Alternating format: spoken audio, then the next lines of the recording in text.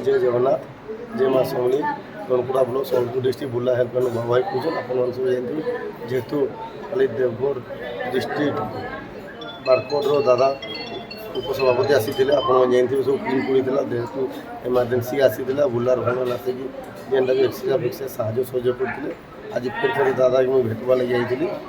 दादा डॉक्टर कहले सब ठीक ठाक अच्छे छाती टे जेहेतु चरकी जाइए चरकी जाइए 1.5 मास रु 2 मास दादा के लगाबार भल हबार जेनता डॉक्टर कहले आप देखुथे दादा तो चेती बर्तमान शुई पड़छ बुलार भाई एनी टाइम अच्छे दादा जाइए मोटामोटी बारकोट भाई तमार भाईचारा जहाँकि ये दादा मैंने आम जी हेल्प कर मेडिकल हेल्पलाइन भाई मैंने जी कष्ट कर निजे आगे देखीजे भाई आम काଣା कर बाटे गोटे चका फुटे फुटी जाऊे एटा भी लगेगा बहुत कष्ट जाऊँ घर